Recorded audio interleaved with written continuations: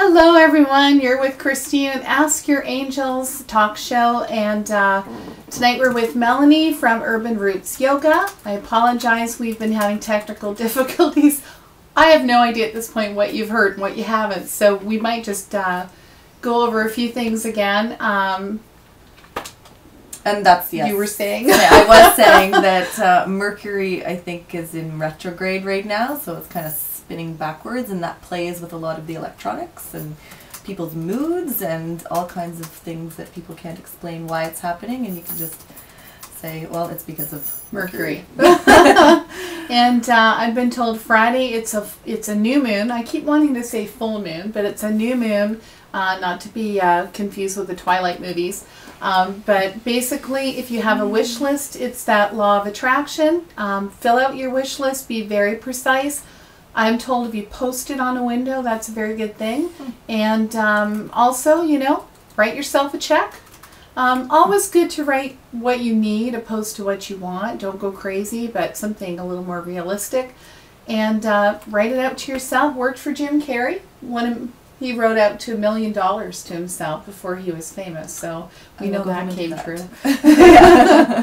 So again, we're with Melanie from Urban Roots Yoga. The heart of yoga is spirituality, best defined as the process of self-awareness, self-discovery, and self-realization. So Melanie, when and where did yoga originate? Well, as far as what's scripted down on paper, and it originated in India thousands and thousands of years ago. I think probably dates back to at least 10,000 years ago. Wow, that's a long time. Yeah, and in the scripts of the Vedas, it was called the Vedas, it was alluded to the idea of practicing this kind of yogic spiritual lifestyle. And then it wasn't until maybe just over 2,000 years ago that it was actually written and described in full detail by Patanjali. Yeah, so okay. in India. Is Patanjali the one who wrote the sutras? Yes. So the Yoga Sutras are 194 kind of aphorisms of yoga, very detailed, and then he went on to describe yoga in what is now called Ashtanga yoga. Ashtanga means 8 limbs, and so it's basically 8 different aspects of leading a yogic kind of lifestyle that leads to enlightenment. That was one of my questions. Can yoga help with enlightenment? Absolutely. Okay. Yes. And does it promote clarity of mind? Absolutely. That's, you know, one of the biggest things that I think yoga really helps to do is create a sense of space in the mind and in the body that allows you to find clarity. And is that through yoga and meditation, or do they work together at all? They work together. I think yoga is considered to be, in its many forms, of physical, and that's one of Patanjali's 8 limbs is asana, which is the physical part of the yoga, and that really does work to bring clarity and whatnot. Okay. So. Would you say yoga is spiritual? Yeah. Or what does it have to do with spirituality? Well, yoga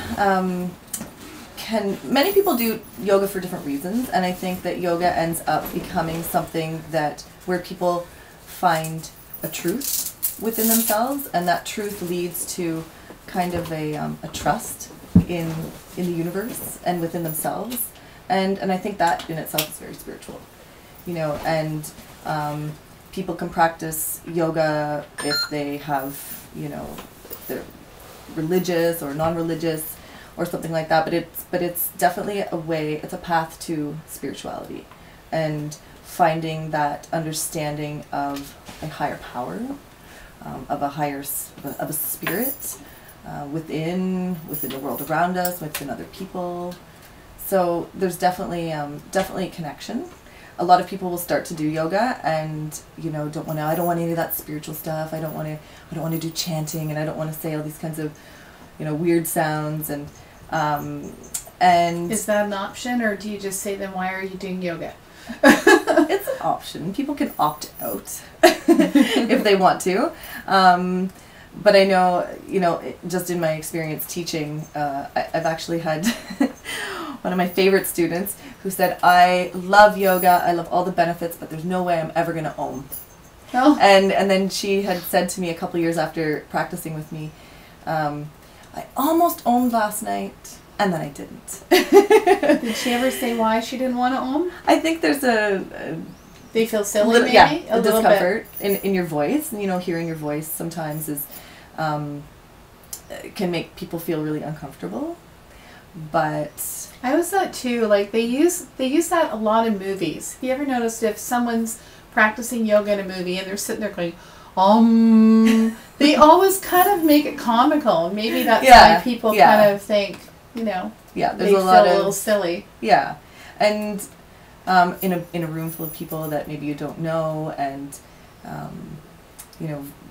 people have a lot of discomfort hearing their own voice and speaking out and speaking in front of a camera like I'm doing right now. So I'm trying to find my voice here. So yeah, but it's called mantra, sound vibration that we use. Om is a mantra, and that helps you reach the higher frequency. Yeah, it helps you to tap into that higher frequency for sure. It helps to stimulate, and not only that, it helps to stimulate different parts of the body. The sound Om is, when I studied in India, and I studied yoga therapy there, they use the mantra Om for people with heart troubles. And it actually helps balance? Well, the vibrations that are happening in the body actually helps to heal tissue and helps to regulate blood pressure even. And so really it's a healthy choice for anybody. Sure, it can be really beneficial for a lot of different reasons, and not only that, when you kind of tune into these different vibrations, people love to sing. People sing in the shower, we hum. There's a reason for it. That is so weird, because I was just thinking that the other day. I have my little guy, he always wants I've got him hooked on Queen, biggest mistake. I have listened to every Queen song. It's the greatest hits. On the way to school, on the way home from school, every single day. He knows the words, so do I. But it got me to thinking just the other day, I love singing too. Mm-hmm. There's a euphoria to it. It makes you happy. Absolutely. And then I kind of thought, it has to be the vibration, and that's why people do it. Yeah, and with repeating these sounds and repeating these vibrations too, it really does create a euphoria. And in most religions, if not all religions, there is some form of chant or music or repetition of sound that brings about, it joins people together, especially in groups. You really elevate the consciousness of the group, or and there's so many different types of mantra meditations that are used for healing, and it's actually the science of sound, I guess, is called Nad yoga. Nad yoga. Nad. Yeah, so the science of sound is called Nad, and in Nad yoga, or Nad, is repetition of sound and mantra and vibration.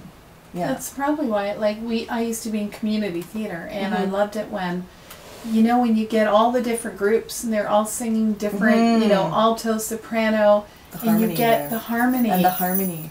And you get a vibration there too, Exactly. I'm sure, but it just, when you get that perfect harmony, it just feels so good. Yeah, well, you can, if you have a room full of people chanting or singing really uplifting, it's very uplifting, and this uplifting music, and you walk into the room, you can feel that elevation of spirit and vibration. You can feel you walk into this really pleasant, happy space, as opposed to... Sorry, I was just That's thinking. okay. I was just thinking, you know what we should do? We should totally plan one of those subway things. Oh, the flash mobs? Yeah. Where everybody Those goes are in great. and they all look pretty, they're getting ready for work or whatever, and all of a sudden everybody starts humming. That would be great. That would be great. Would be. We could talk about that later. We do that. So, based on all that, would you say yoga is a religion? No, it's not a religion.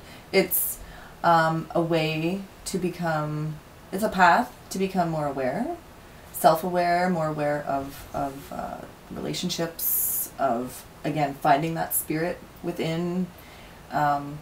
And I know a lot of people who are, you know, that have practiced with me and that I've met along my travels that have their own religions and grew up in very religious, you know, Catholic, whatever the religions are, and practice yoga as just an added vehicle to that self-realization. Exactly. And it can be integrated into any kind of religion. And some people maybe use yoga as their religion, but I wouldn't call it that, but as a path, a spiritual path, and which is what I've chosen. Not even necessarily what I've chosen, but I've been called to, for sure. Well, and that brings me to another question. How did you start doing yoga? Like, when were you first called? When did you know this is something you wanted to do? I'd always been fascinated by the body, I guess, and growing up as a teenager, I was always in search of a higher meaning. I just didn't understand that this could be it. I was always searching for and longing for. There was the deep longing. I know that feeling. Yeah, and this very deep longing, and where you feel like you know already. I exactly. But you haven't heard it anywhere. And you're searching, but you know it's there. Yeah, and I grew up in a small town, and my thirst for this kind of the spirituality or this connection to something is just, you know, it wasn't being quenched, and I, you know, took a turn down the wrong path, which I think was a blessing in the end anyways, because it got me onto the path I was meant to be on, which is what I'm on now.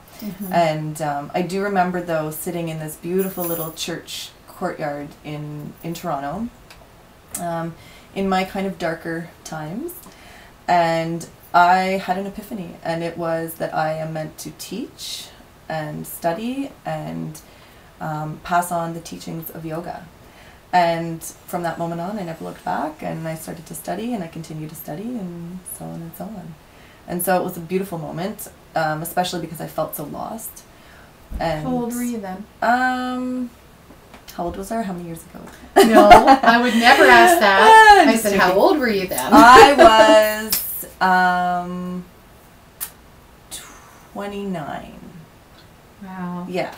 You're 29. lucky. You're lucky. Yes. At the time I just found my calling. Like, you know, when it finally clicks and you're like, yes.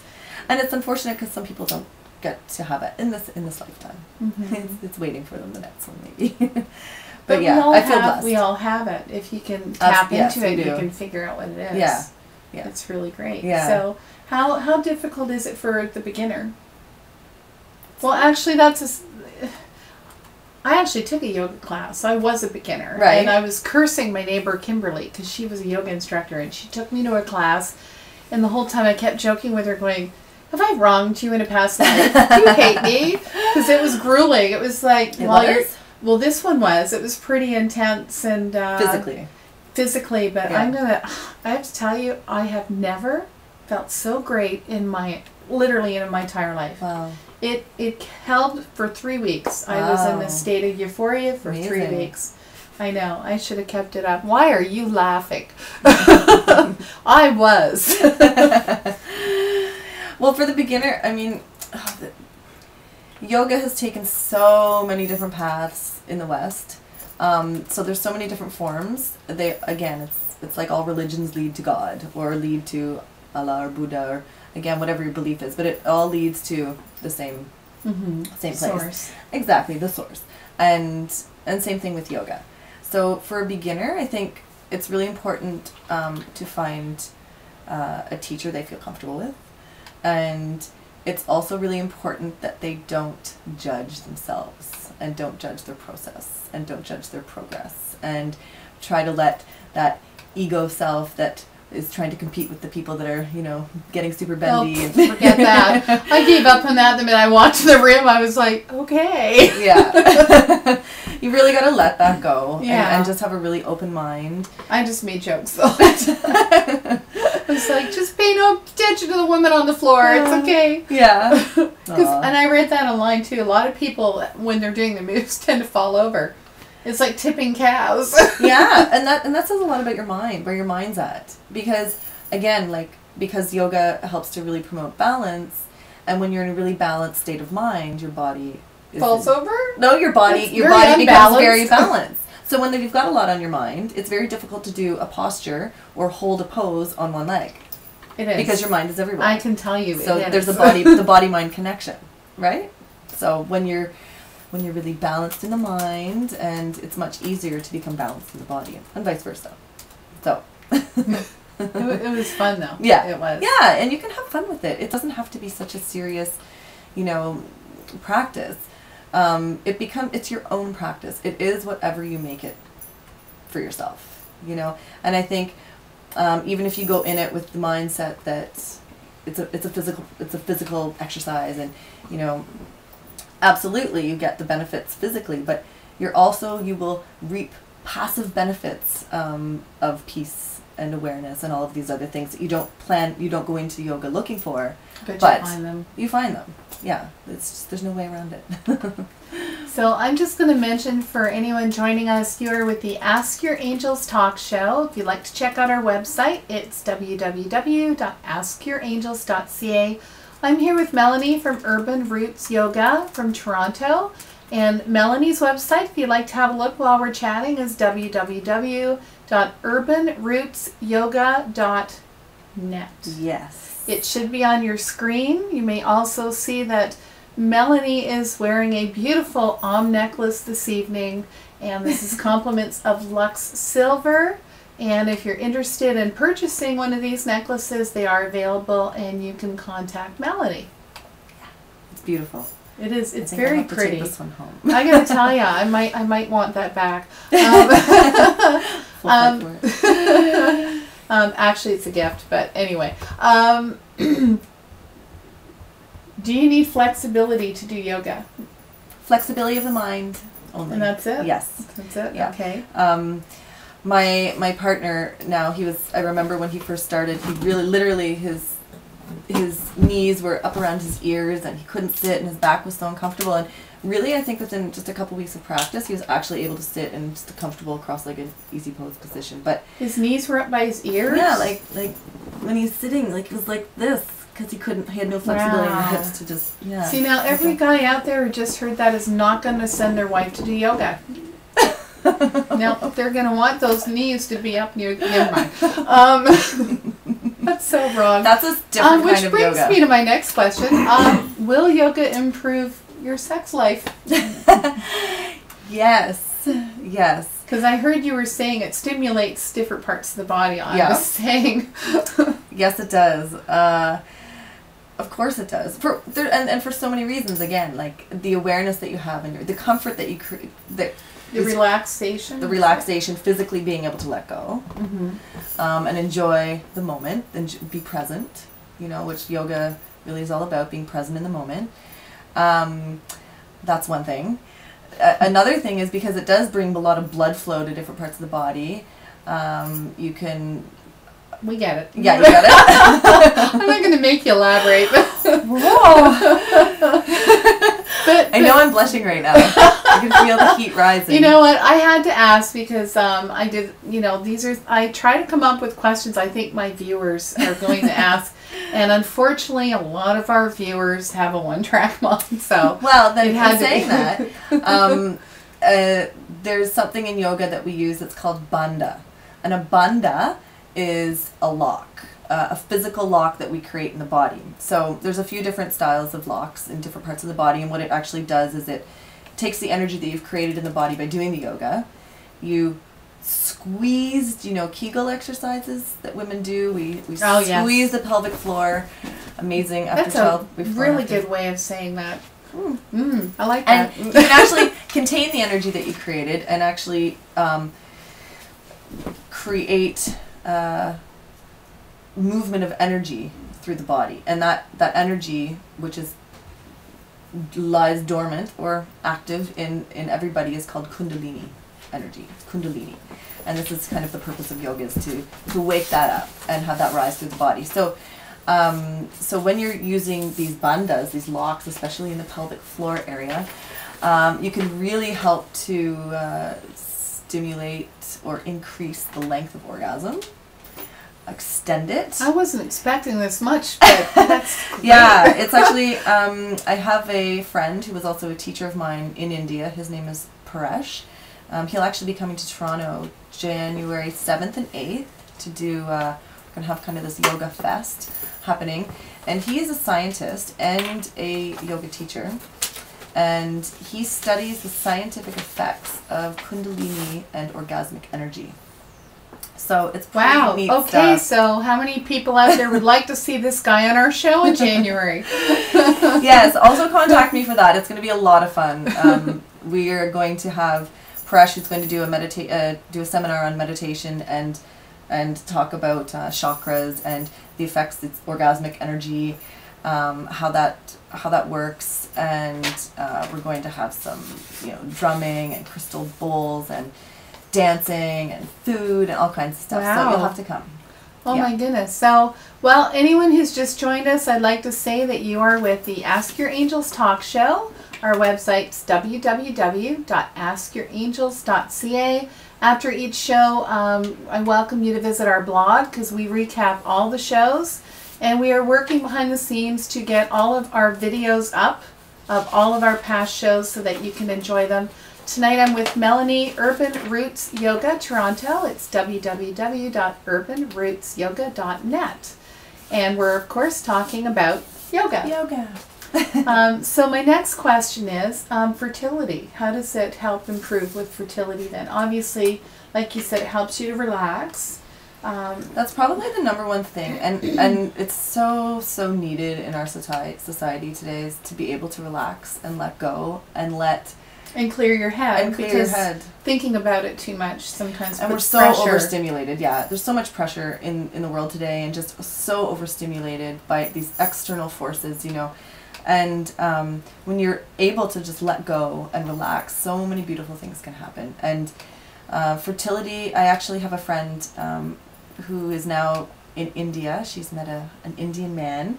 So that's where she's gone. And she has done a lot of work with yoga and fertility and helping women strengthen the part of the body. Like, oh, for miscarriage purposes? Like, yep, to be able to, whatever they're working with, Mhm. different, implants, the for in vitro. yeah, and, we went that route. oh, did ya? Oh yeah, I'm sure it was a tough one. it was. Long. It was. Yeah. Well, and by practicing yoga, you learn to become very aware of the subtleties and the subtle changes that happen in your body and the subtle things that happen in your life. And when you can tune into those subtleties, a lot of shifts can be made. And when you're able to relax and become aware and bring awareness through the chakras. Do you know about the chakras? I do, and I was actually going to ask know you, this- how does it affect your chakras? Oh, there, we have a Yeah, chakra. and so with fertility issues, let's say, is dealing with the second chakra. So that is the womb. It's all the reproductive organs, and Is that the sacred chakra? it's has. I know the chakras, but some of them I'm a little So- in this area confused about. So the chakras are basically energy centers along the spine. Right. The Um, base chakra. There's the first chakra, the Muladhara chakra. That's the roots. Those are your Mhm. roots, and Roots. that's about security and foundation and stability. That's kind of your foundation. And before you can move kind of up any higher, you need to feel grounded. You need to feel secure and stable in Yes. your life. It has a lot to do. It's the realm of habits, and so. Yeah. So. And that affects all your chakras, does it not? Well, your sure. root. Yeah. You Like can be. anything. Yeah.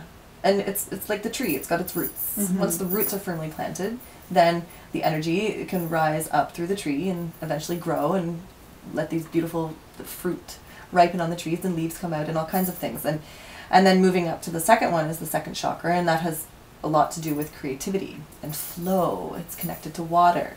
And again, it's about sexuality and your relationship. So speaking about fertility, again, if there's some stuck energy, if there's some relationship issues that haven't been worked out from, could be years and years past, there's a block. Like There's a- past lives as well? Would it? Karmically, yeah, sure. It's basically chakras are kind of this records our experiences here and then and now, and and it also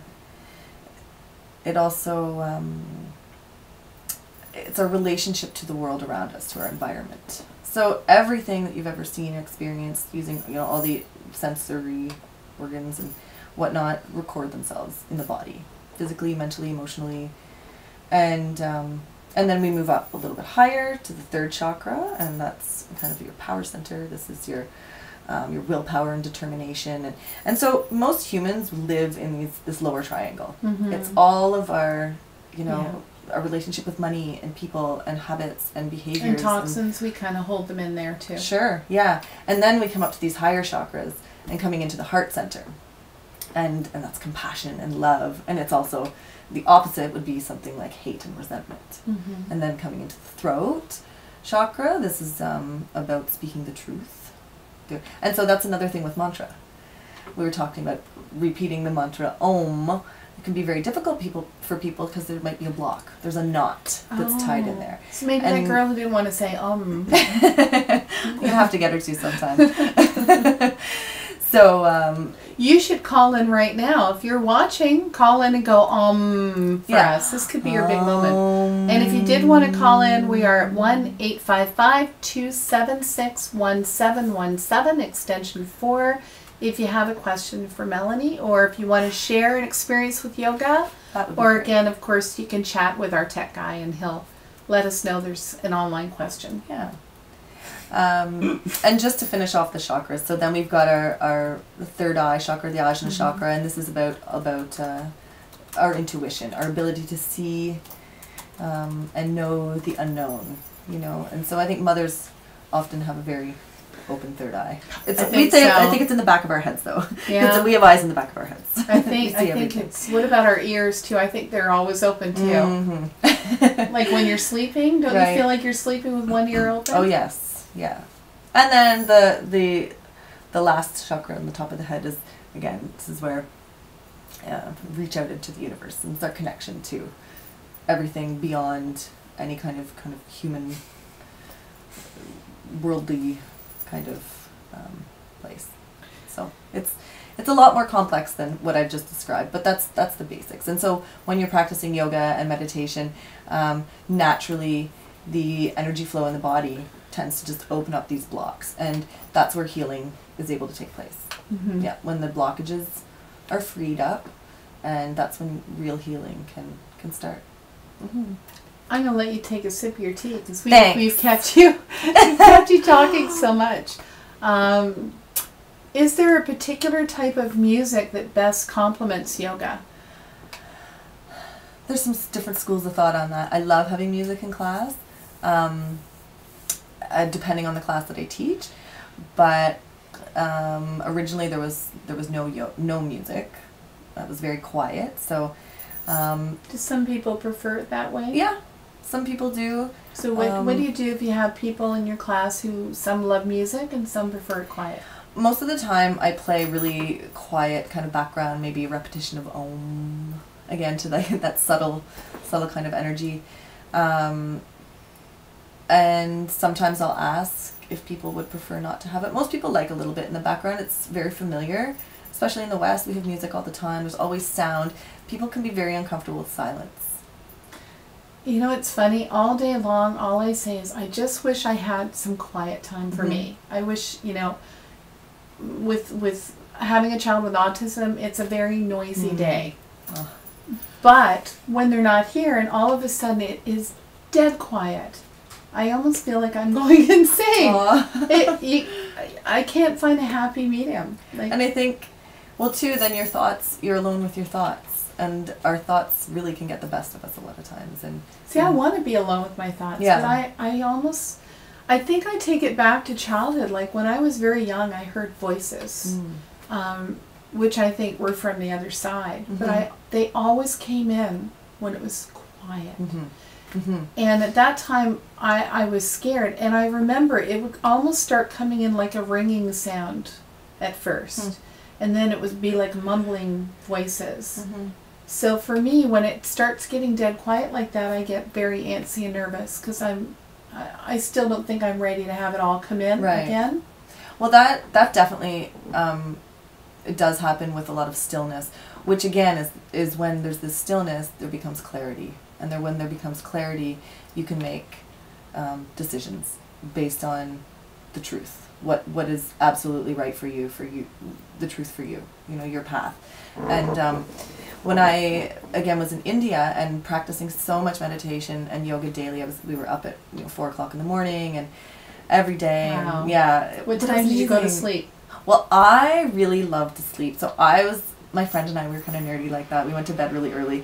But other people stayed up late. I think like 8:30, 9. Well, if you're up at 4, Yeah. you know. And so there was so much, and at that time,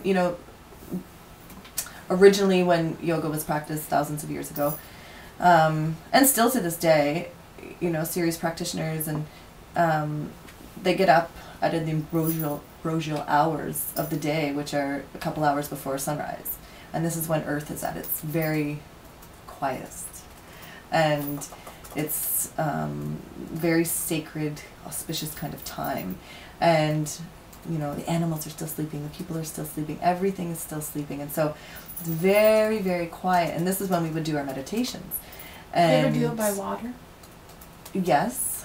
Love that. I used to love when, we'd be at a cottage or something and my dad would get up to go fishing at again, you'd get up at 4 and you'd get all your gear and go out and you'd be out. Yeah, but it was, just the peacefulness of the lake and just, you'd hear the odd loon and that was it. Yeah. And it was so peaceful and without so having beautiful. to do anything, right? Yeah. Just be Just in the sit, presence just of nature and nature. just sitting there. Yeah, exactly. And I think we get too busy and I think we need to actually make time for that. yeah, that's and for me in my own experiences, it was a matter basically, I think it was coming down to the point of it was life or death for me.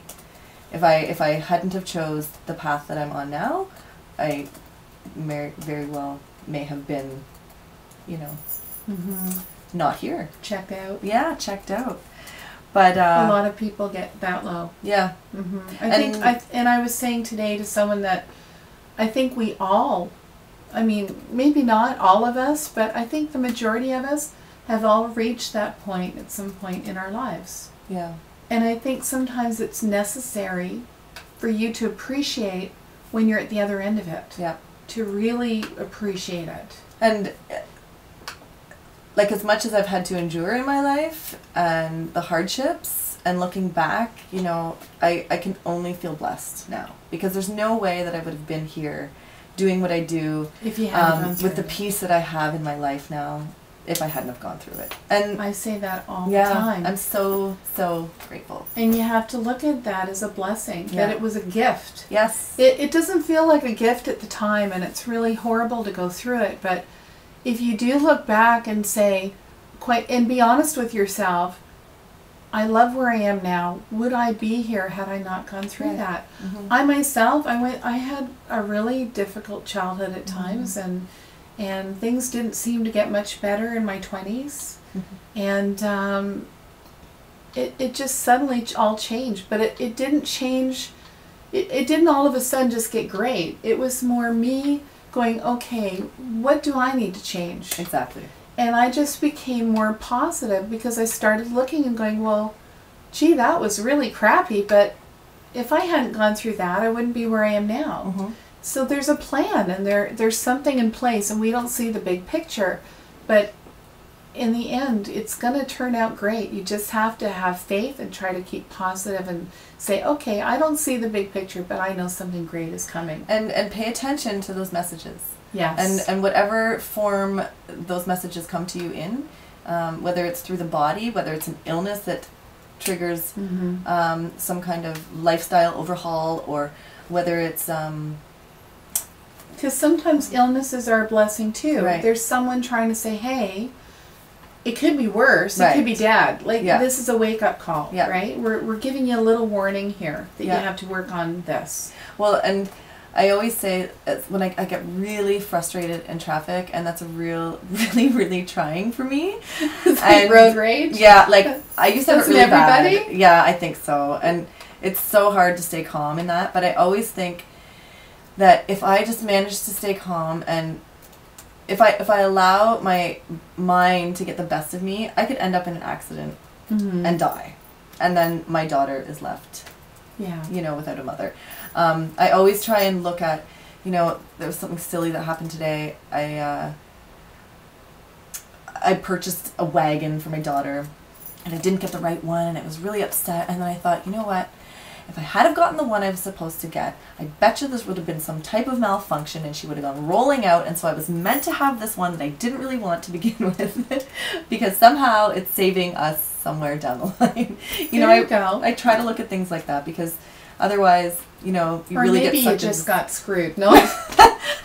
Yeah, but that wasn't going to be okay with me today. I know what you're saying, though. Mm-hmm. You just got to start looking at the positive. Like maybe there's things. Protection happening. Maybe your angels, are around you and are trying Angels to prevent everywhere. what could be worse. Angels come in all forms. Angels come, the voices in your head, people on earth. I'm surrounded by angels every day, and my cat. Yes. Which I'm not sure if you guys caught this earlier, because we were having technical difficulties, but Jonah, who my regular viewers would have met a few weeks back with Elaine Turner from Positive Connections, she was the animal whisperer, came on and talked about Jonah, and he came to visit us. I had said to Melanie before the show that I cannot find my favorite lipstick, and I had it here last week before the show, and I looked down, Jonah was on the floor, and I looked at him and went, okay, where is it? And he got up and he walked over and he went underneath the TV. There's a bureau, and his paw was under there digging away. Melanie's like, no, he's not.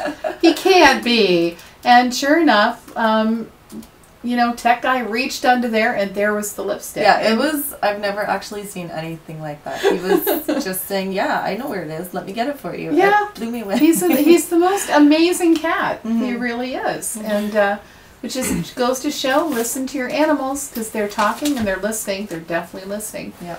For those of you who can't talk tonight, those of you who have just joined us, you're with the Ask Your Angels talk show. We're with www.askyourangels.ca.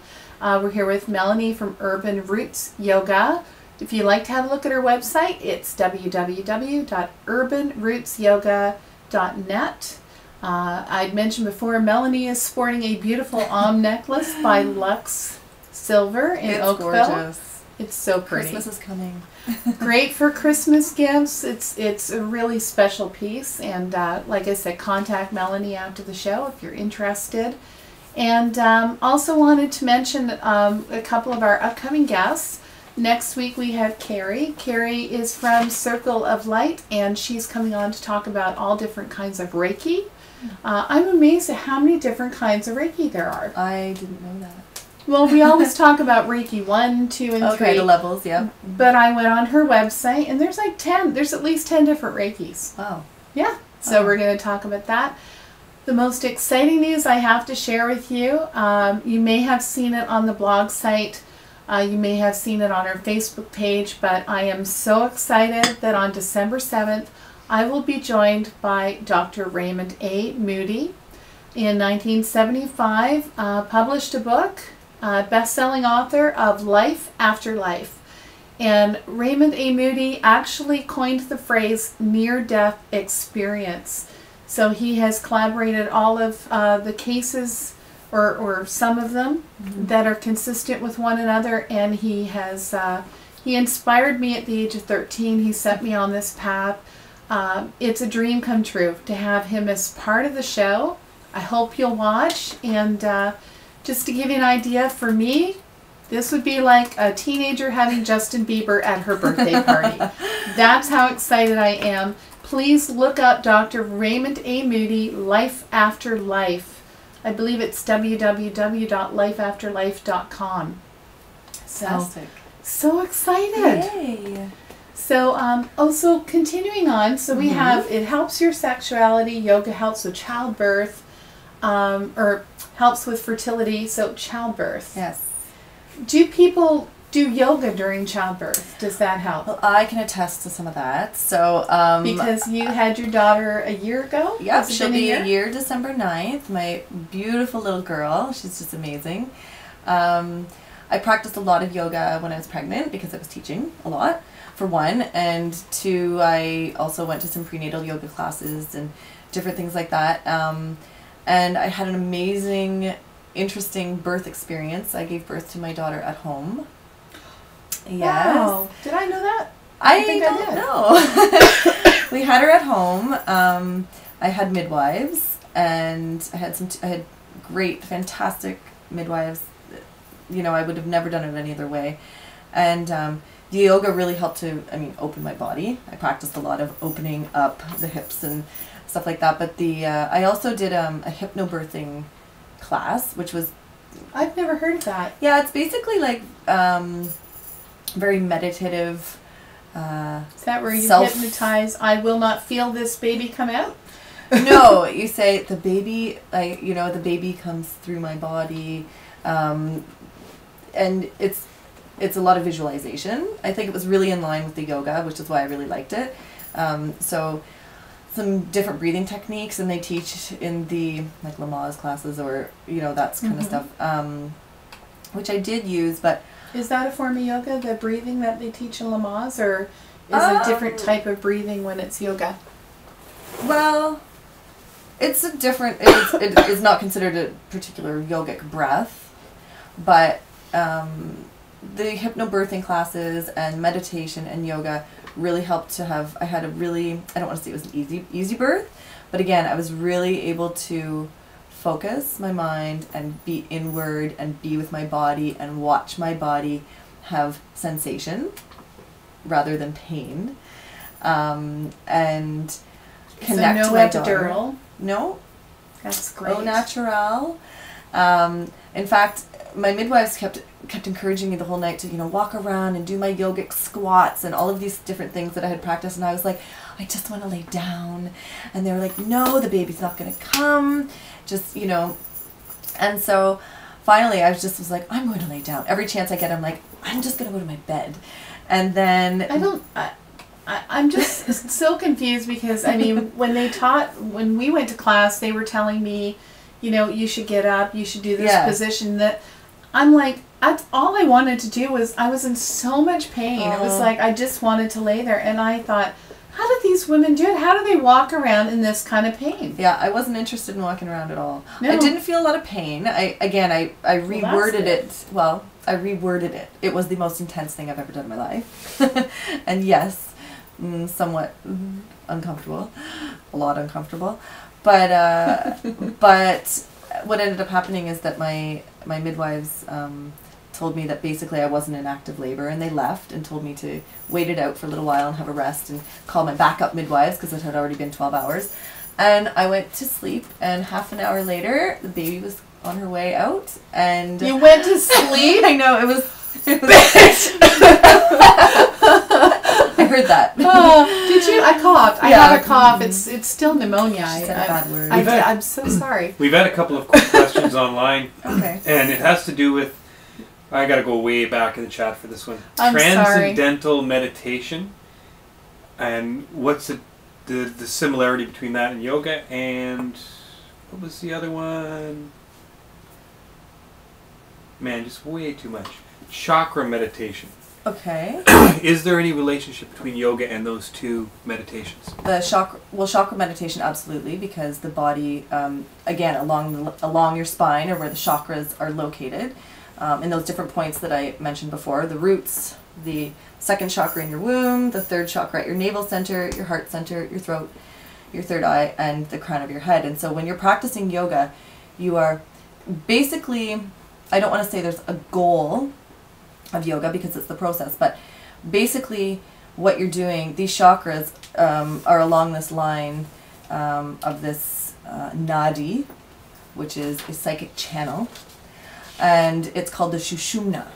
And so the chakras are located all along the Sushumna nadi, and this is also where this Kundalini energy is able to rise up through, and this Kundalini energy is basically this pure consciousness within and creative energy within all of us that lies dormant. And when we activate the body by doing physical postures, by doing breathing exercises, by doing mantra and meditation, we are able to open up this channel, and this is where the energy is able to flow through. And when you're completely clear and the energy rises, you're able to have perhaps some very enlightening experiences.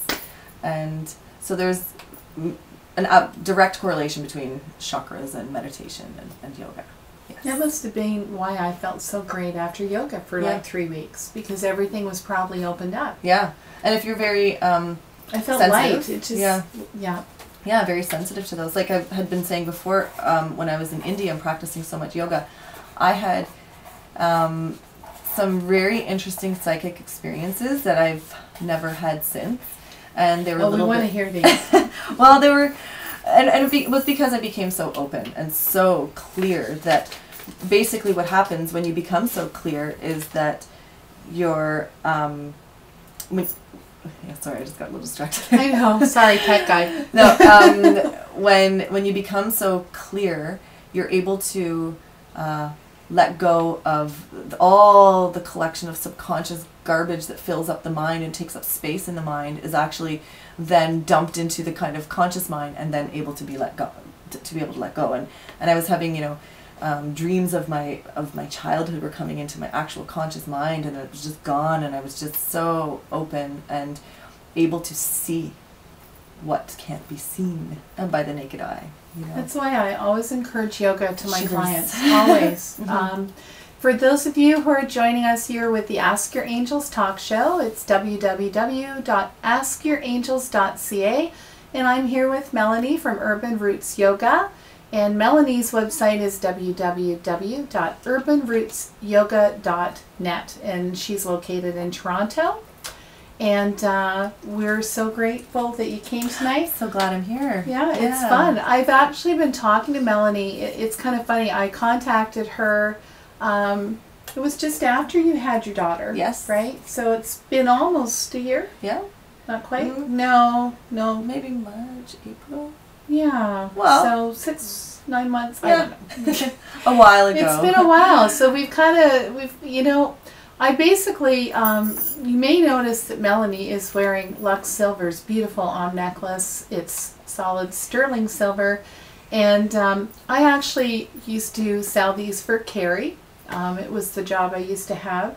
And that's how I met Melanie. And we had such an immediate connection on the phone that the whole day after that I was like, I called her for this, but I really want her to be on the show. So I emailed Melanie the next day, and I just said, you know what, I had such a great connection with you. I really want you to do this. And we've been talking ever since. And so we've been waiting a while, right? Yeah. Come on. Yeah, it's I've kind of been, like I said before, out of the loop and not teaching so much because I've had my daughter and she takes up all my time, and I'm happy to spend all my time with her. But now I'm, wanting to get back into my groove and do what I love and help people. Discover. So if you're in the roots. GTA and you're interested in a yoga class, contact Melanie. And are you going to have classes soon? Yes, in the new year. I have a nice intimate home studio, and I also do a lot of work, outside in the city and with a few different companies. And I work with Western Hospital with a women's addiction program. Oh, that's great. Yes. Oh, that must... So, love that. Well, here's a question then. How would that help people who have drug abuse or alcohol abuse? Yeah, it's that's actually what I'm very passionate about. One of the things that I'm very passionate about with yoga is really helping people to transform their lives. And mine was transformed through the practice of yoga and meditation and a lot of work. But Dedication, I'm dedication, sure. yeah. It surprises me that I've actually had this kind of dedication, but looking back, it's like, I've really come a long way. And you're not alone. And I'm not alone. And I would love to teach it to more people. And I'm, thinking about creating a 16-week online program for people who are still struggling with addictions and managing withdrawal and cravings and whatnot. And I was Sounds actually incredible. well, it is, and I was taught this 16-week course by my most amazing teacher named Satdaram Kaur, and she recreated this program, Yoga for Addictions program, by the late Yogi Bhajan, who came to the West to create teachers of Kundalini Yoga, and that's the style of yoga that I teach for this addictions program, and it's not just drug abuse and alcohol abuse. It's gambling and sex and all kinds of different things that we abuse in that realm of habits that is located in our roots, in our root chakra, and so it helps with all of that. yeah, there's very specific exercises that are done to stimulate different glands and to create circulation, and a whole nutritional program for that, and very specific mantra meditation. So again, repetition of sound that breaks patterns in the brain. So we've got habits are patterns. It's just years and years and years of repetition. Yeah, exactly. And so the yoga really helps, especially using mantra and stuff like that, to redirect and recreate new pathways in the brain. Literally, neurons are being fired in a different way. And so Is this why some people always say, why can't I get out of this rut? yeah, It's like rut. a pattern, right? Yeah. It just keeps going over and over. It's kind of funny because I was talking to a friend over coffee, and we always get together and have a lot of laughs, and I said, you know what, we need to do a show on breaking the pattern. Mm-hmm. And he said yes. Yeah. So I'm actually going to have Daryl on in the new year, and we're going to do a show about breaking the pattern. Love to People see that that. find that you always have the same love life and it's just not working out, or you just have the worst job and you can't stand it, and Yeah.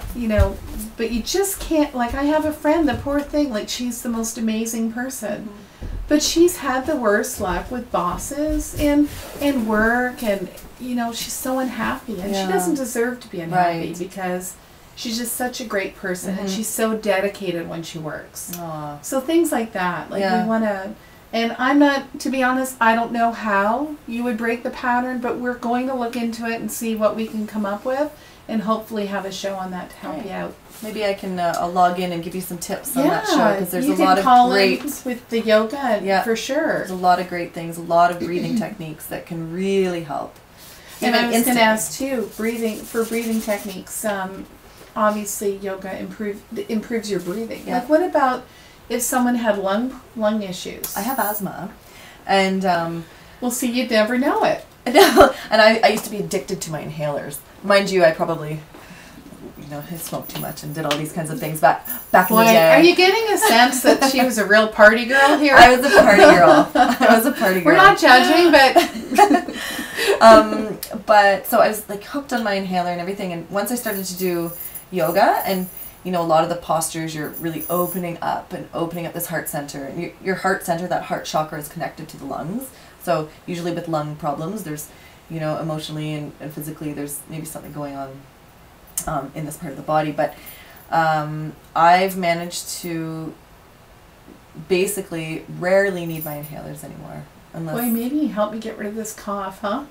breathing. Yeah, I can teach you breathing. some. In breathing techniques in yoga, we call them pranayam, and prana is equal to, maybe you've heard of chi or ki. Yeah, Chi it's that life force energy. we It's had that. a show on that. Oh, I missed it. Boy, I well, you know. were kind of busy. Yes, I was. Yes, I was. Yeah. So. So my next issue, it's all about me. Weight loss. Yoga obviously would help with weight loss. Yes. Yeah. And and it could help, in so many ways, by like physically. Again, there's breathing techniques. Just maybe to give one. Can you lose weight just from breathing techniques? No. Because there was that whole, remember a few years, probably 10 years ago, the whole breathing fad? It was like a breathing diet. Oh yeah. We'll teach you how to breathe and you'll lose all this weight. And There's breathing techniques that you can use to curb appetite, that you could use to like it's considered left nostril breathing. If you breathe in and out through your left nostril, it helps with control cravings. How do you food do that? cravings. How do So you you would just basically- concentrate on one nostril? Well, you have to cover the right one. So Oh, you would well, I cover was up the gonna right say. nostril, You'd have to. and you would close down your eyes. And when we close our eyes, we bring our awareness to this point. So this third eye, the Ajna chakra, and breathe in and out through the left nostril. Why the left? Why not the Um, right?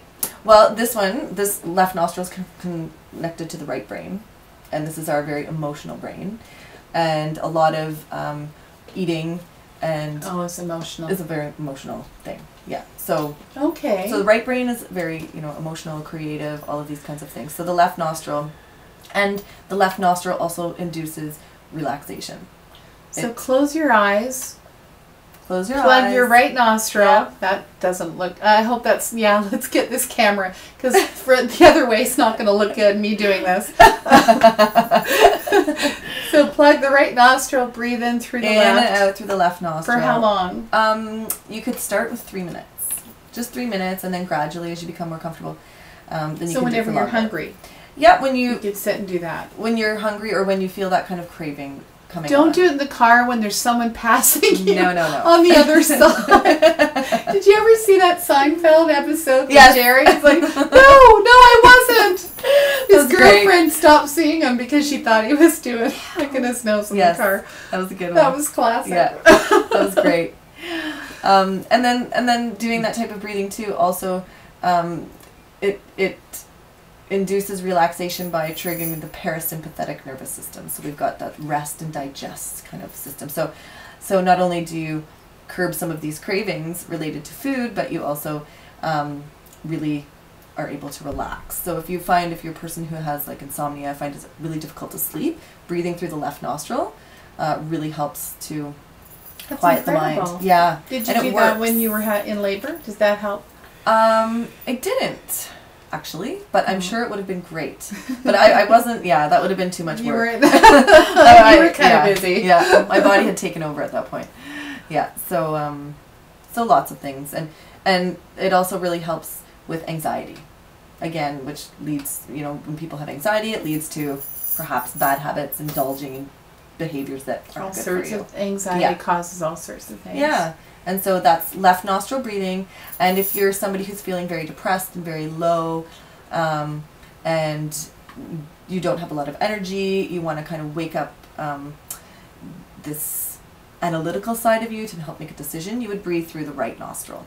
So in, same thing, but in and out through the right For a nostril. decision. Making a decision, but also depression.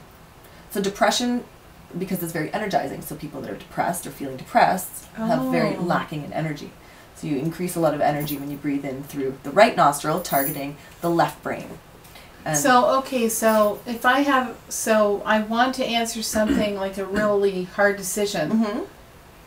And you're a very emotional I- person. I hold maybe the left nostril. You would cover up. Answer the problem, get fatter. What's that? Well, because now I'm not plugging the other nostril to get. No.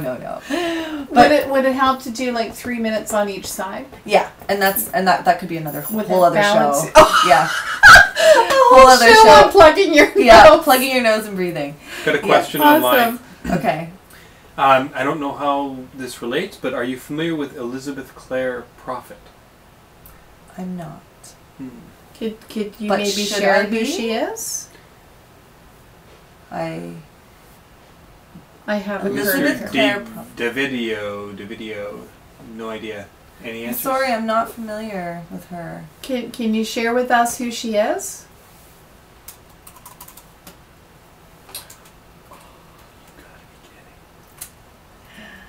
I don't know what that meant. Well, maybe if they can let us know a little bit about it, I'd like to know more. Perhaps, yeah. Just lost the chat. I'll be back in a second. Okay. Oh, you lost the chat. Okay. That's what happens when you ask Tech Guy. What is the KISS method? KISS, KISS. The keeping it simple method for yoga. Let's see. How What does KISS stand for? Well, I had said before that my dad was my grade 8 teacher. Hi, Dad. And he was the one who taught that to me, and it was keep it simple, stupid is what he used to call it. So that was, keep it simple. Now, was he calling you stupid, or was it just keep It was it the whole kind of class. silly, keep it... We were grade 8. It was the whole class. So it is directed at the person. Because I read it differently. I kind of thought it was keep it simple, stupid, like just keep it light and... Yeah, and that's what it means. And fun. Keep and it simple, silly. I didn't think he was actually calling you stupid. Well, it's nothing like having your dad was as a a grade 8 jokester. teacher calls you stupid. He was a jokester in my class, yeah. I would have thought it would have been keep it Is slow your dad and watching steady. right? Yeah. Is your mom and dad watching right now? Yeah, I hope You should so. say hi. Hi, Mom and Dad. They're watching my little girl, Sophia.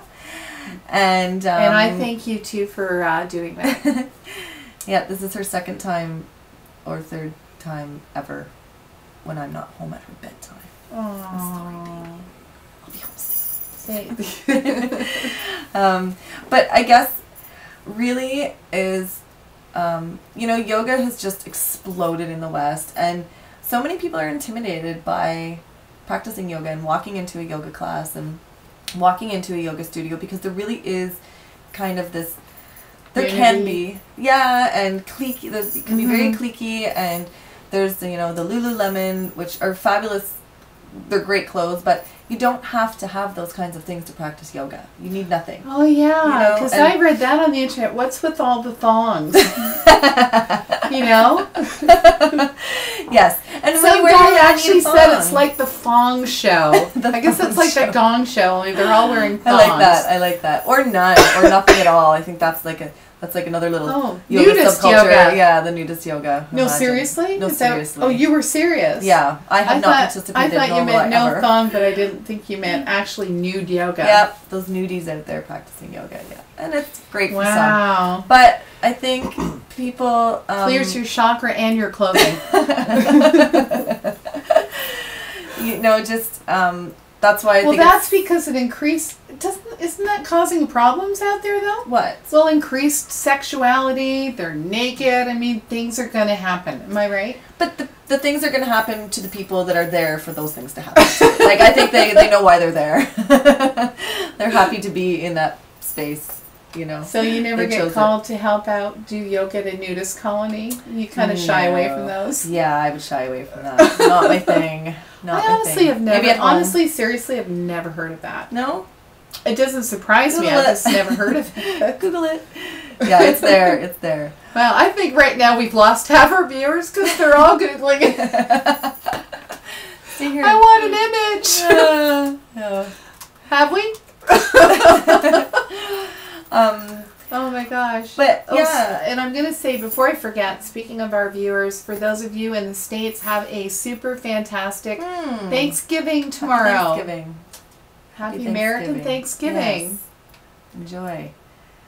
But as far as the keeping it simple, I think if you just let go of expectations on yourself and keep it just, with the idea that you are becoming a better person, that you're doing something for yourself, you're taking time to reflect and taking time to, maybe get to know that person that's covered up by all this stuff. And just, don't have any expectations. I think that's the worst thing, is to have all these expectations about what you're going to get, and people have all these reservations about not being flexible. I can't do yoga, I'm not flexible enough, or, guys can't do yoga, it's all these women, In thongs. in thongs, which really could probably would attract. You don't want to see men in thongs in yoga class. That'd be kind of gross. Although I'm sure there are some. Yeah, I really am going to Google that when I get home and see. Are you? I think so. Oh my gosh. So what happens as a teacher when you're teaching the class if your students have different expectations or aims? Like you said, what if they do come in with some preconceived notion of what they want or what they perceive the class to be, and do you ever sense that some people are there perceiving one thing and you're offering another, or how do you, because you have all these different people, right? How do you balance it all out? If I'm teaching, to a group of people that I don't really know, I try to keep it a little bit light, and try to just inspire kind of this personal transformation, inspire awareness, and without getting too deeply into the woo-woo kind of aspects of the yoga until people become more comfortable. Yeah, it's, I don't know if it's a real word, or but my friend always called it woo-woos. You know, is that all like the, woohoo or like the all the esoteric kind of stuff, the mystical, the magical, the fluffy kind of stuff people perceive yoga and angels and all of those things. You know, this is this a woo woo? maybe this is a little bit woo woo, but you know, there's to just like I just try not to get too deep into something that people have no idea about. It's slow. I introduce things gently, I hope. You and ease them slowly, yeah. And wait for questions. Yeah. When they're ready, and that's always when you are ready, a teacher will appear, is how it was said to me. And so when people come to a class for the very first time, there's a reason that they're coming. You know, they're looking for something. Whether they even say, you know, I heard yoga's really good to get fit, or I heard it's a really good way to, you know, ease stress, and they're there for something. They're looking for change. So much. Yeah, and they're looking for change. Even if it's, you know, whatever the change is, as small or large as it could be, there's change they're looking for. So if you're a beginner, do you have actual beginners classes, or is the class kind of the same and people just kind of come in every week? And there are beginners classes. Like sometimes I would teach a beginner series, and attract just people beginning. It's really comfortable for everybody that way, because everyone's in the same boat. Everybody knows they're in the same boat, and you know, and because if people like me who have a sense of humor, if they don't, because I was put in a class where they were all different levels. Yeah, and that's most normally of the them, case. Most of them really knew what they were doing.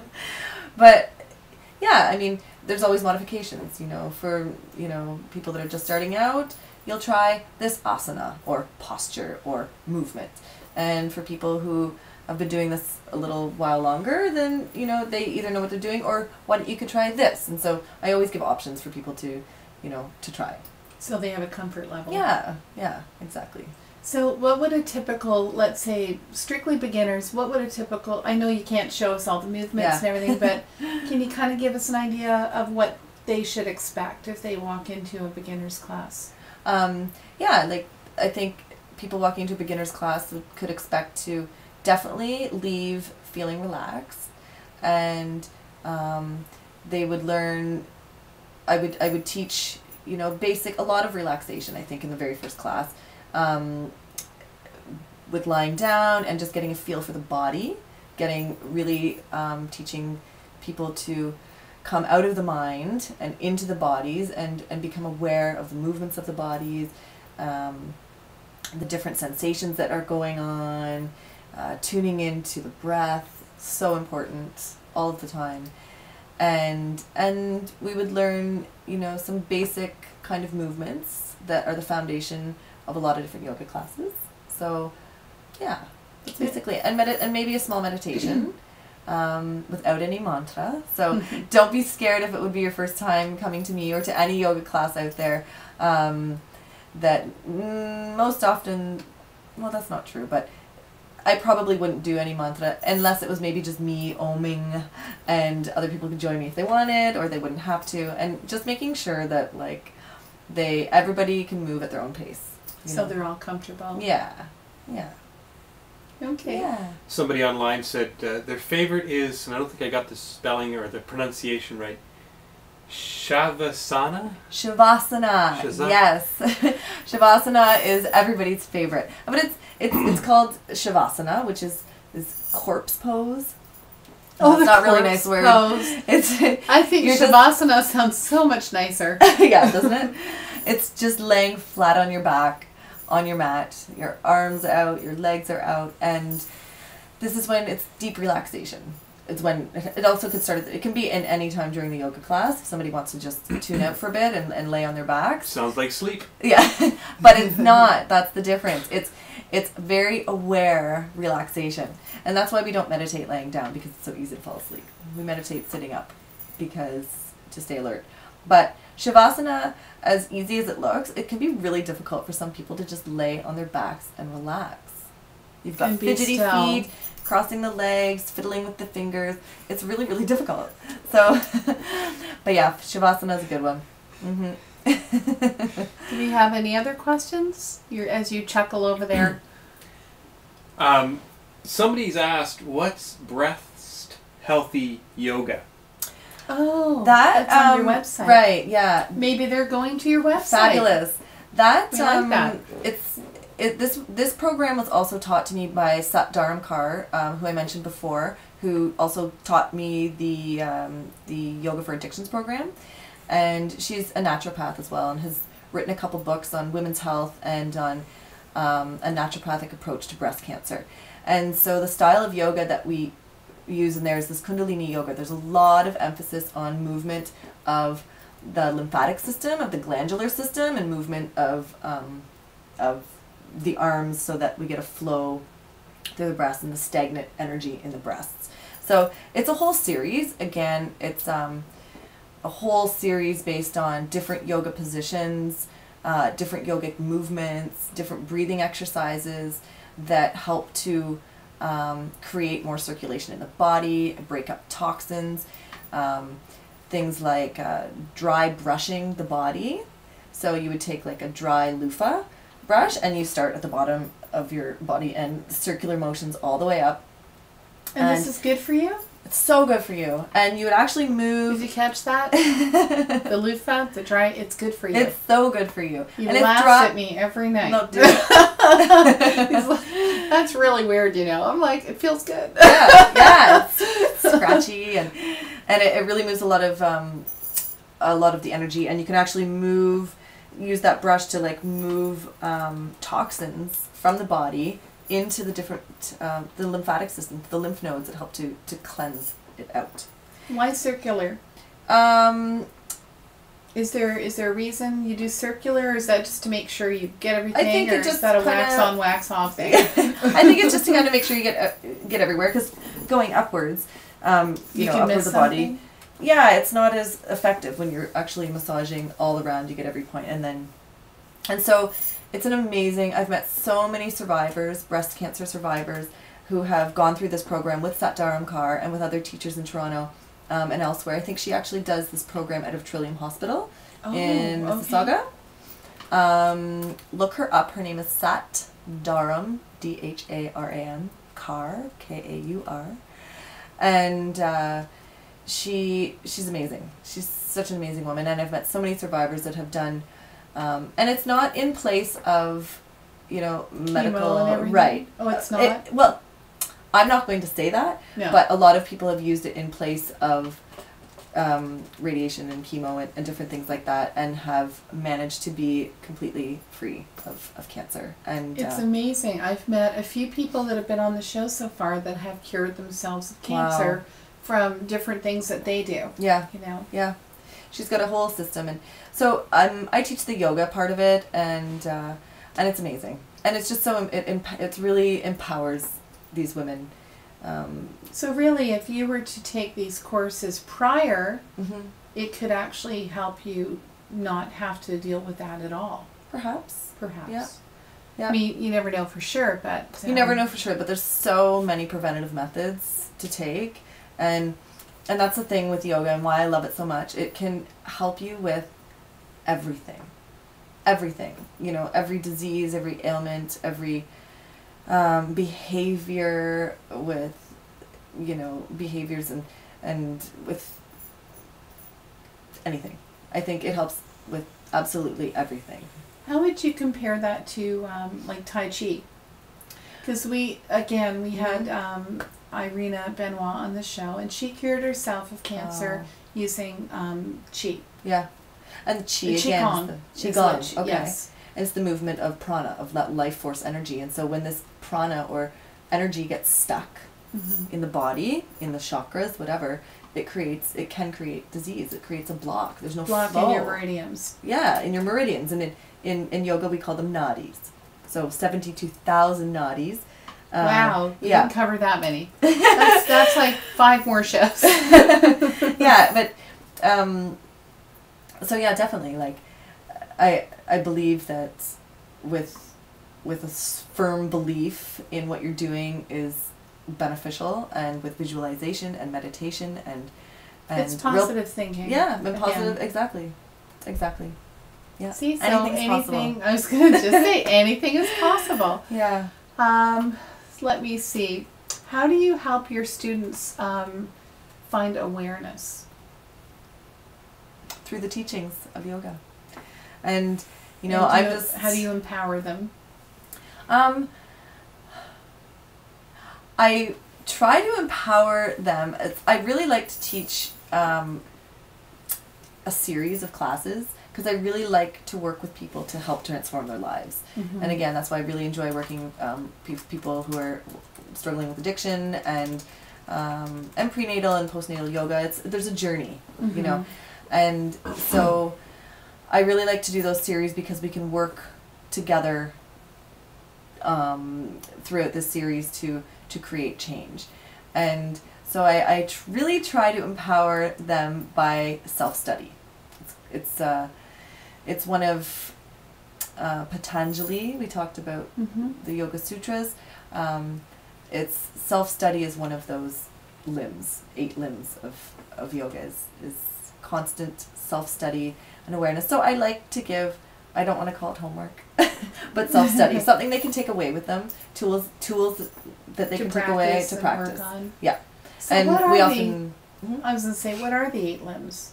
Like, I know we've touched on a few. Okay, so there's... you knew that was coming. So there's the most common ones. Well, so there's 8. So there's asana, which is the physical postures and movements in yoga. There is the yamas and the niyamas, and those are really, really important. The yamas and niyamas are self-control and self-discipline. And so those are the 2 really most difficult things for, us with the human nature to adhere to. So those are really important. It's basically these 8 limbs are a way of a yogic life. And then there's concentration. See, I'm gonna have you all ready to go back into yoga by the time this show's over. Meditation, concentration, self-study, enlightenment. And enlightenment is the final one. And write me at my website, and I'll send you more information right now, because now I'm kind of lost. I thought you almost got there. Yeah, I need to see it clearly in my mind here. I'd have to sit and think, but since we're live, we can move on to the next one. Well, you pretty much in a way have answered this question, but if you had to sum it up in a few sentences, how do you feel yoga helps us with our life's challenges? Like, how does it help us overcome them? Trust. It really helps us to trust and to let go of the things that we can't control. And like past hurts. Yeah, past hurts. Letting go of past hurts, of the things that we are not in our control, and to be able to live and let live, to be able to stay present in the moment, I really think is, one of the keys. Peace and balance. Peace, balance, harmony. I think it really helps people's self-esteem a lot. And with that kind of self-esteem, with having a good sense of self-esteem and self-worth, again, anything's possible. There's the ability to grow. And I think the ability to grow through yoga and meditation and everything that goes along with it is a guarantee if you stick to it. And you don't have to be, practicing every single day of your life and up at dawn, crack of dawn, or anything like that. You just how much time should you do yoga every day, if you can? If you can, I mean, even just spending a few minutes breathing, becoming aware of your breath, like 5 minutes if that's all you have. Just become aware of your breath. Check in with your body. What's going on? Check in with your mind. See what's happening. you know, a few times a week, 3 or 4 times, 5 times a week would be great because you really start to see the benefits. Since I've had my daughter, I've had way less time for myself than I had before, and I've really noticed that because I'm not practicing as much, I really feel the effects of not practicing, and that I need my yoga. What to, effect? Like what's happening? What again, changes are you slipping noticing? back into old ways of thinking, much more easily stressed, more easily irritated, frustrated, and I'm not always. That's just like being this. a new mom. Yeah, I guess, and it's not even her. sleep It's deprivation. Just, I haven't had sleep deprivation. Okay, I'm gonna so do it again. blessed. I've been so blessed. My baby sleeps with me. There's about So like that's probably 100 why. people out there right now doing the, not. But it's because I don't have to wake up at night. I just roll over and feed her, and we sleep. Go back to sleep. It's easy. Well, it's not easy. Oh. It's been challenging, but it's been beautiful. But So yeah. does she, just out of curiosity, does she sleep beside you then? yeah. So she's in a little cradle beside you? No, or- she's in my bed. She's in your bed. Aren't you worried you're gonna roll over? in Not the anymore. night? I was when I first had her. And well, because she's a breastfed baby, I don't have to get up and go and pick her up and wake her up, and it's We really. move around too much in our sleep. I always Yeah. worried We just got a king size bed for that whole reason, because she's a Oh. mover and a shaker in bed, so she rolls That's over. great. Because I Yeah. think the worst part when you're so dead tired is having to get up and go to the other room to get her. You bring literally her have back, to wake right and, up. and it's amazing how the husbands all of a sudden have the deepest sleep when that Mhm. baby needs feeding. My mouth sealed shut on that one. Yeah. So anyway, I just want to say for those of you who are just joining us, you are with the Ask Your Angels talk show, www.askyourangels.ca. We're with Melanie Urban Roots Yoga, and that's www.urbanrootsyoga.net. Please, by all means, give us a call if you'd like to share a story or about maybe you've taken a yoga class for the first time, or something that you've experienced in yoga or how it's helped you. We're at 1-855-276-1717, extension 4. Great. So, now that we're out of things to say, is there any online questions at all? No? Nothing that I haven't been able to answer. Oh, okay. So, did you have anything you'd like to share with us? Now, you'd said earlier that yoga has helped you become more intuitive, and some Yes. really crazy things have happened. And Well, that's the. It's not that I even have a special gift or anything like that. well, we all, Yeah, but we all have the ability, mm-hmm. is what it is, to see. But it helped you see more. But Yeah. what did you see? Well- You didn't quite tell us that. Well, because they were kind of weird things, and We like weird things. That's what this show is all about, weird things. it happened when I was in India, and again, like I was meditating 2-3 hours a day. I was doing yoga, 4 or 5 hours a day, spending a lot of time with enlightened beings, with enlightened teachers, and amazing So the energy people. must have been amazing. Amazing! Like it was just something like no other. And after I guess a month and a half when I was there, I started having visions, and I started having visions of I was in this. It was Shivananda, a place in South India, and I was at a teacher training there, and we would spend the evenings, the beginning, in meditation, and I was in meditation, but I had this very uneasy feeling, and I couldn't understand why I was so uneasy in this room filled of all these like incredible people who were all meditating. And Is this like when you see it in the movies and they're all on their pillow kind of thing, and they're all in this...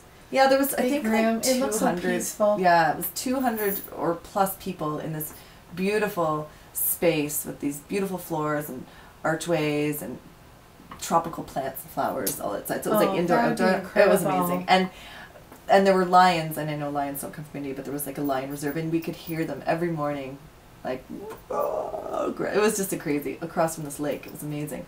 So it is like that. Yeah, it's like we had to wear our special yellow and white clothes, and Because lions, not to change subject, Yeah. lions are from India.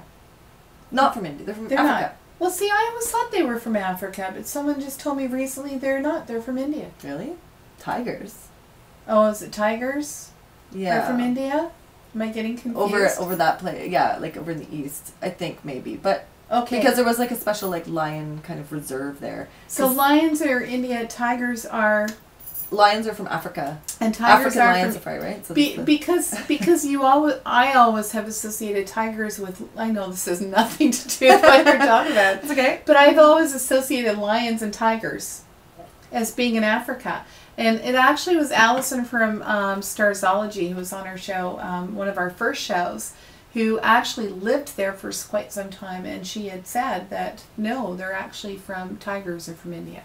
It's tigers. Okay. Yeah. Okay, so I just thought I'd share that bit of information. Okay, so back to your story. I'm sorry. No, so I was feeling this really dark, negative energy, and I just couldn't. And this is, I had already had a few experiences prior to that in another school that I was at in the kind of like middle of India, doing a yoga therapy program there.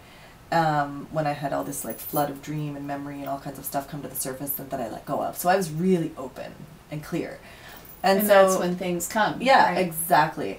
And so I started feeling this really dark energy, and I kept having this vision, and it's terrible. And I kept having this vision of this woman coming up behind me with a knife Uh-oh. into my back, and Was she wearing white? no, Okay. I didn't see her really. I just felt the presence, Mm-hmm. and it was really disturbing me. And I would like open my eye and look around at what's going on, and everything was fine, and everyone was meditating, everything was peaceful, but I wasn't peaceful, and I couldn't understand it. And then as soon as the meditation was done, I looked to my right, and there's 4 men carrying this girl out of the meditation who was losing it. She was just flailing and screaming, and I was like, oh my God. So do you think she saw it too? No, what had happened, I found out a couple days later, was that she was having some paranoid delusions, and I think she wasn't, she was mentally ill, and she had had some kind of episode at that moment, but prior to that, a few days before, I guess I'd started hearing, because there were so many people there, I didn't know what was going on, and I started hearing about her, and that she was doing some really strange things, and that she was coming up behind this one woman with a knife. And I felt that really dark, negative energy From her. Oh my gosh. and it was so weird because I couldn't understand it. It really kind of freaked me out because I'm like, if I'm, why is it so negative? Why am I? So, so that was because really. at that moment you wouldn't expect something to be No, negative. that's You'd what really expect confused me. positive. Yeah. So that really disturbed me for quite a few days, and I was really like, ugh, like, I don't You want had to feel. release that toxin because Yeah. you probably took some of that in. Yeah, exactly. And then, so about a week after that, I had woken up from a dream in the morning, and I had a roommate, and I said to her, I was like, and it was the simplest dream. I had this dream about sitting on a chair in this empty room. It was in India with open windows, and this little black bird was sitting on my head. It was a crow, I think, and it was asking me to sing it a mantra. And that's it. It was sing me a mantra, sing me a mantra. And the feeling I got as soon as I woke up was death. And I felt Was like it a raven? maybe that it was a blackbird. It was probably a raven. I'd always kind of thought it was a crow, but that's Was it really ugly?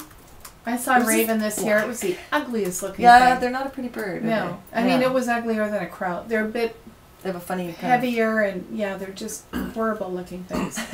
Well, and I said to her, I said, I know this sounds morbid, but I feel like somebody's gonna die. And did they? Well, one of the ladies who had been, she did the laundry for people there. You could take your laundry and people would do it there, and they wash it in the lake. And she had fallen into the lake and drowned. Oh my gosh. So I was just really, it was so disturbing for me because I'd never experienced anything like that. Or if I hadn't been aware. It's just You know what I mean? unfortunate that it was negative things going Yeah. on at the time that you were so open. Yeah. So just to clarify for people that if you open yourself up, Yeah. It's not all going to be horrible No. negative things. But you're going to take in things that are around you, and unfortunately, Exactly. you're in the wrong place at the wrong time. And that's why, you know, our aura or our energy field, it creates a protective barrier around us, so that it doesn't. Even though I experienced that, I didn't allow it to penetrate like me. Yeah, I experienced it, and I ended up talking to one of the gurus there, and she really helped me. She's like, I felt the same thing from that woman, and she said, I said, why is it all so negative? Why am I feeling these negative things? And it's just, and again, it was actually a blessing that I was able to see something negative, and maybe it was my my job to be able to let it go as well. It was like a lesson, perhaps. Yeah, and the good things, sometimes, you know, to see into the future and see all these positive things, they're not it's almost like warning signals sometimes too, these kinds of feelings. It's like a warning. I mentioned it on another show that I actually kind of had, it was kind of like a dream, but I mean, I was awake, and it was when I was in that theta state, I was just starting to get tired, and I saw a shrouded figure at the end of the bed, but it was like 3 shrouds all attached. It was hard to explain. And I wasn't scared, though. The strange thing was, it was like a realization of, oh, it's you. Like, I've seen this before somewhere. And I woke up the next day and I said to Brett, I think I'm going to die. Like, I knew it was about death. I assumed because it was at the foot of my bed, it must be about me. But then what happened was I lost 3 people really close to me, like in the space of 4 months. Wow. So, and then after that I knew, it was like a knowing. It was just telling me this is about to happen kind of thing. And it is true, and I don't want people to get the wrong idea that when you become so open, it is negative stuff. It's just, that was my experience, and I know other people have had great experiences, and I don't even say that it was a very interesting experience. But that's... It's not, nothing's bad, no, it's all... It's a teaching. It's an awareness. It's an awareness, and yeah, so don't be afraid, and it's also not the reason to meditate and to become clear, to have psychic experiences. That's not the goal. Those could be side effects for some people, but it's definitely not the goal. That becomes more of like a black kind of tantric kind of thing. It's almost like it's for the wrong reasons to get to make that your goal. You know what I mean? Yeah. You just listen. You see things. You process it however you do, and you again continue to move on and take whatever you can from it. What comes. Yeah, take the teaching, take the lesson. Yeah. It just goes to show, though, you're right about the protective field. Can you imagine? You know, I think the thing is we all have this ability, but if we get it gradually, if it comes back gradually, then we can also learn how to control it. Yeah. And let in what we want to let in, and hold back what we don't. Right. Otherwise, can you imagine if we all were totally aware and had this ability 100%? Right.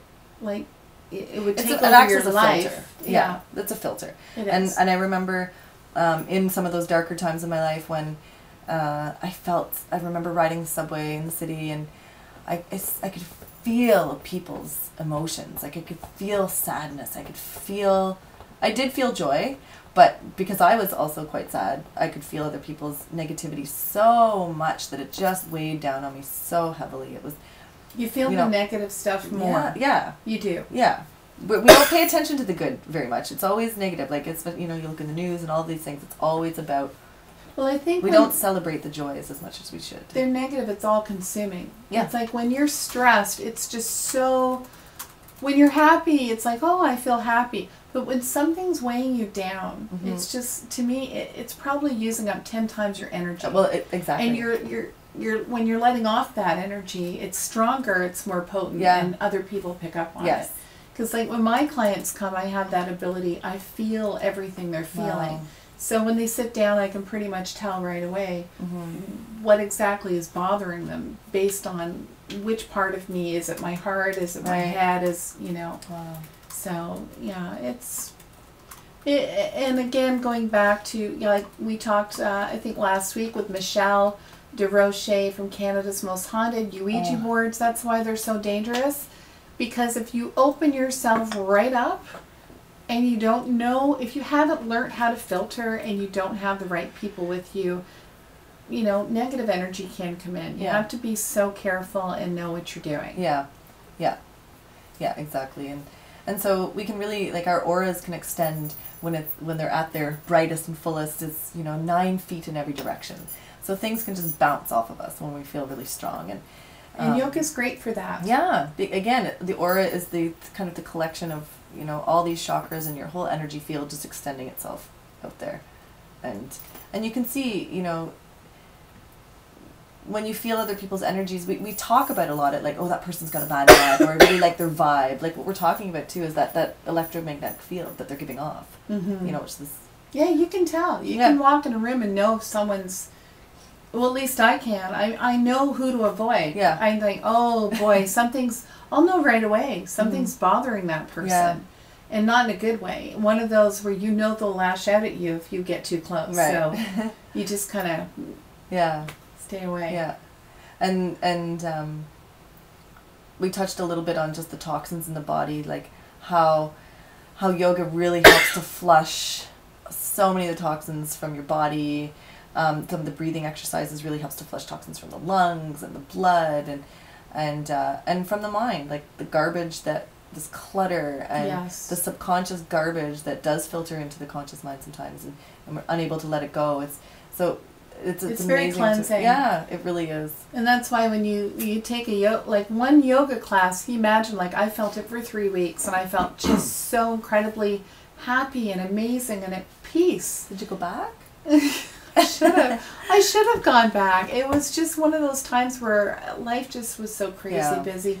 That means I have to put time aside for me. Right. That never happens. Right. But that's my New Year's resolution, is I'm going to start practicing these things, and yoga is definitely top of my list because I think it's just, the benefits are amazing. Yeah. I have a question online for you. Excuse me. Somebody's asked, well, I've always wanted to know, out of all the types of yoga, what is the most stress relieving? And they say, I'm new. Aw. Again, it's an experiential thing. It's something that you really need to get out there and try some different classes and see what you find to be the most stress relieving. It depends what kind of, is it like physical body stress that you're feeling? Is it pressures, life pressures, work pressures?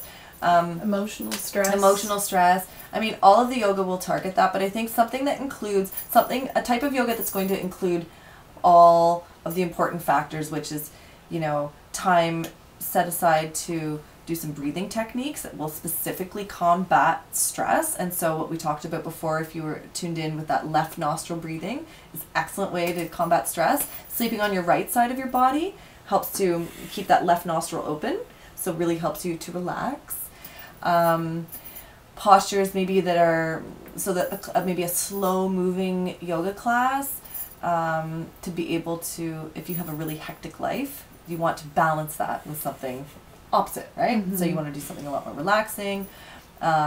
Meditation or even visualization, where you can visualize what the stress is and how it's leaving your body. And so, and having a good relaxation at the end of class. So I think a classical, maybe hatha, a classical hatha, it's Hatha, that means it's sun and moon. It's bringing opposites together and creating that balance. So I think that's probably a really good place to start.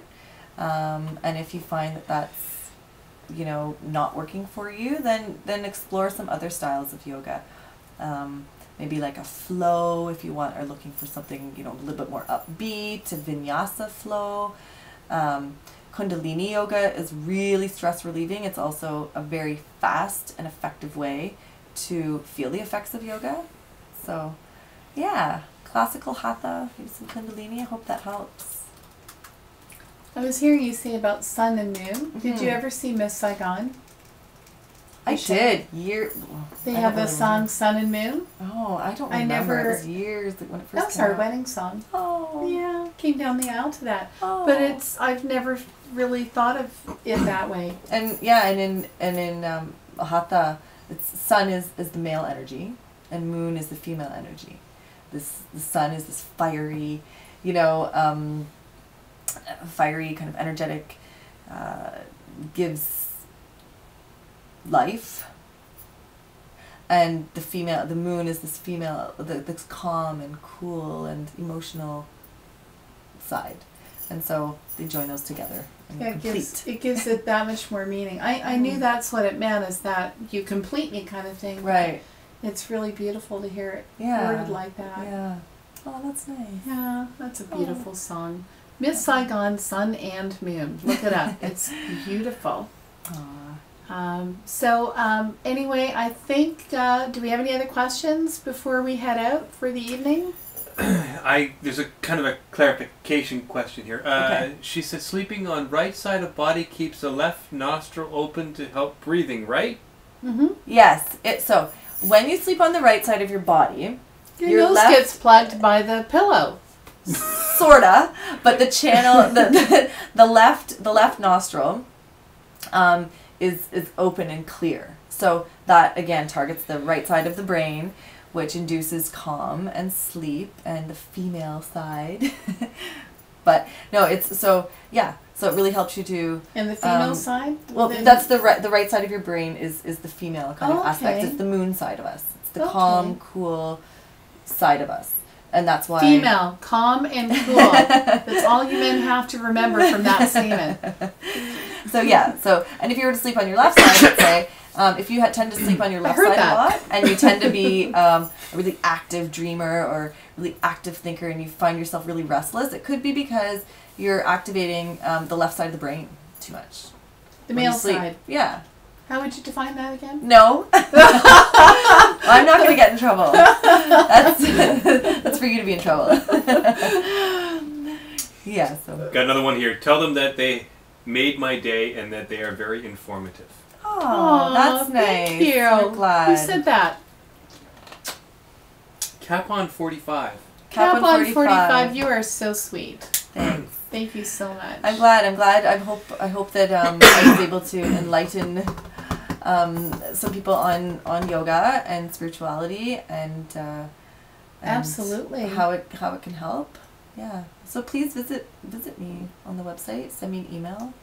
Join one of Melanie's classes. Yes, would love to have you.